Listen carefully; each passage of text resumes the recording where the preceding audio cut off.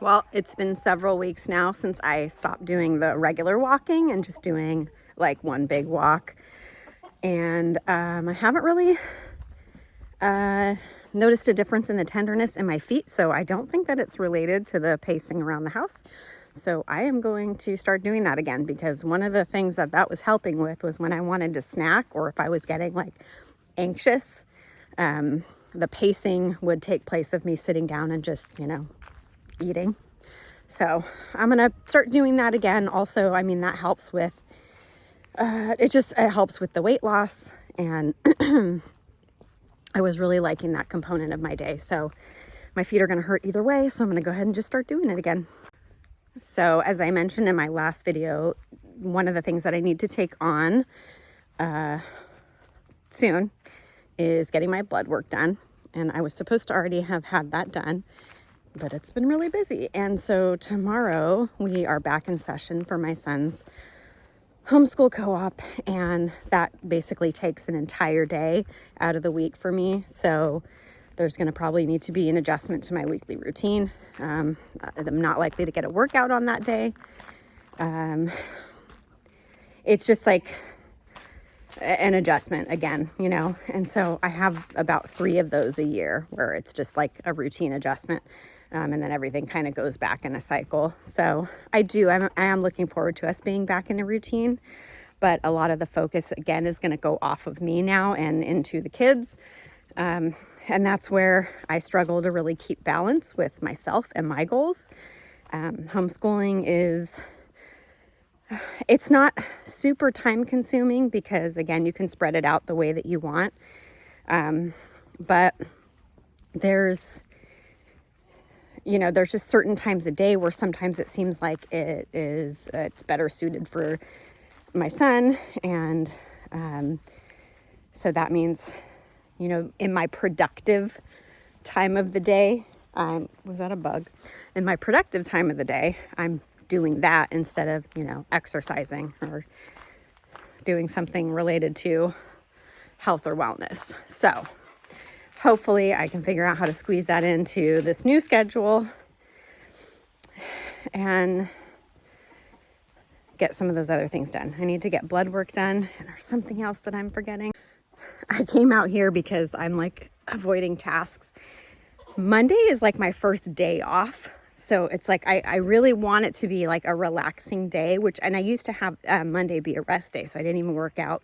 But after, working for 3 days in a row, and then coming home during the day and sleeping for part of the day, everything around the house falls behind. So it's like Monday never ends up getting to be a rest day. It's like a catch up on all the domestic responsibilities day.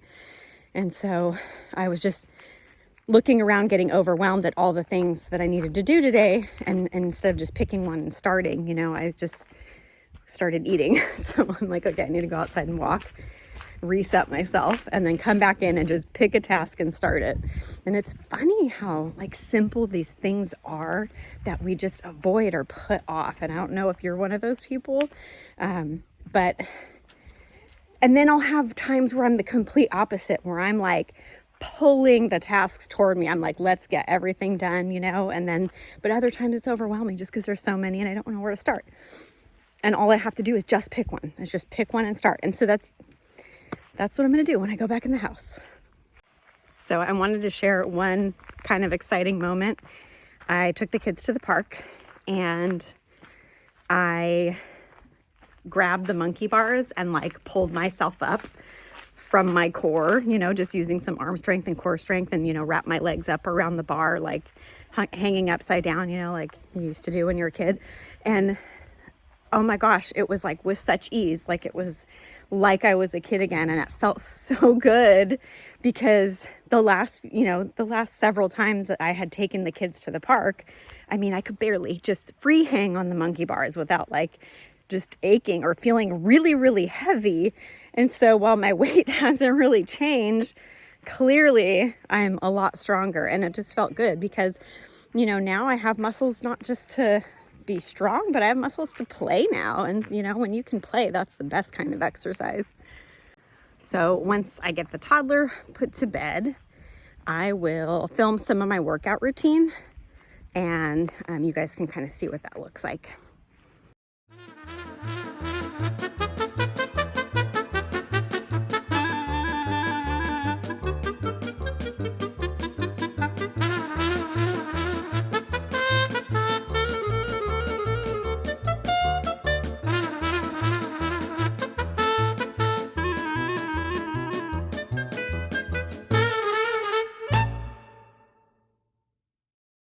So that is my glutes workout mostly, and then I did a little bit of abs in there. And I was demonstrating that, by the way. I didn't sit down and do the full workout. I still have to do that. And even though it's not an arm day, I do want to do arms because I skipped it a couple days ago. So that's pretty much it. I really like doing stuff on the floor because it makes me feel like I didn't really have to do that much, even though, I mean, I feel it in my muscles, but I didn't even have to stand up. So I love it. Some of the things that I want to be talking on here outside of, the fitness and the physical health portion, things that I want to achieve personally are like becoming fluent in another language. And I have been saying that for probably the last 25 years of my life. And I could be fluent in another language within the next 5 years. So what that looks like is just writing down a goal and having daily, weekly things that I need to do to achieve that goal. I've kind of just got my feet wet in like 3 different things. So I'm just mediocre in like 3 different languages, and I just want to pick one and accomplish the one and then, move on to the next. So I'd say sign language is probably the thing I'm farthest along in. So I do want to just target that. Spanish would be secondary. And those are, as far as languages go, those are actually, I mean, the ASL is very different from like a spoken language. So it's not firing off the same neurons necessarily. But I do think that learning Spanish, and I also am doing there are Latin components to my son's homeschool curriculum. So doing those 2 things, I think, is really going to set a good foundation for me to potentially learn other languages quite easily. So that's something that I need to actually sit down and write as a goal.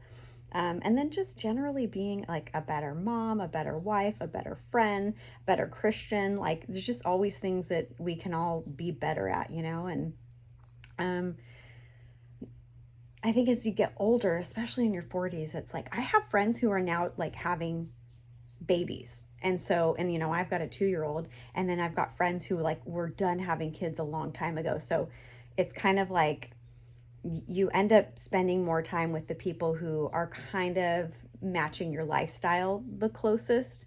So, obviously I don't want to go over and bombard my, single friend or friend who has no, or whose kids are already in their teens, like with my toddler, and it's so hard. It's so hard to like maintain your regular friendships as you get older because like the seasons of life aren't matching up all the same. But I think that there's ways to figure out how to still be a good friend to those that you can't necessarily spend as much physical time with. But I think everything that you're wanting to achieve starts with just writing down a goal and taking the first step. Do you ever feel like you have all these things that you want to do, and because you aspire to do so many things or learn so many skills, you just never get started? Kind of like what I was saying in the beginning of the video, when I have, all these tasks that I have to do on Mondays, it's like I end up putting it off for so long because I just feel overwhelmed and can't pick something to start with. I think that the overwhelm comes from thinking there's not enough time to do everything. So you almost feel hopeless, and then you're kind of like, what's the point? But then sometimes I'm in this mindset where I'm like, I have so much time left. The women in my family live to be in their 90s. So that means if I'm 45 is going to be the halfway point for me. So I still have 5 years until I'm halfway through life. So that gives me a whole other half of life. And like I said, if I'm putting things in place like now, like physical training and exercise and eating healthy and doing all those things, I'm not going to be, or I don't hope I'm not going to be like the crippled old 90-year-old woman. I'm going to be still doing stuff. So I have time to become an expert at so many things. I have so much time, but it's like, instead of trying to do a little bit of everything all at once and learning as I go, I think sometimes just carve out 6 months of your life and be like, I'm just going to focus on this one skill. Just for 6 months, I'm just going to do this one thing. I'm not going to worry about learning to be a good baker. I'm not going to learn about sewing. I'm just going to do, I'm going to learn, I don't know, anything, literally, like how to play cards, how to just anything for 6 months. And I think if you really focus on something for 6 months, you could get really good at it. So I don't know. I'm thinking that there are some things that are going to require just doing a little bit over a long period of time, but some things that you can just carve out that time for. Because think about how many 6-month blocks I have for the rest of my life if we assume I'm going to live to 90, right? And if you assume that you're going to live even to 75, which is, I think, the average age, we have so many sets of 6 months, right? Like, let me do the math. Hold on a second. Actually, I didn't need to pause there because this math is really easy because it's 50 years, all right? So say I have 50 years left. I'm going to live, to be 90. Then I have 100 6-month blocks left. 100, right? So, I mean, I could master, 20, 30, 40 new skills if I were to even use half of them wisely. I don't know. Maybe this won't work. It's just a thing that I've been thinking. So I don't know. I'm going to try it. I'm going to pick one thing that's going to be my 6-month thing, and I will let you guys know. But anyway, thanks for watching and keeping me accountable. And let me know if you guys like seeing the food that I prepare, because I know I haven't been doing as much of that lately, but if you enjoy seeing the weird things that I come up with, then I will do it more. And I'll catch you in the next video. Do you want the pain of discipline or the pain of regret? The pain of progress or the pain of regret?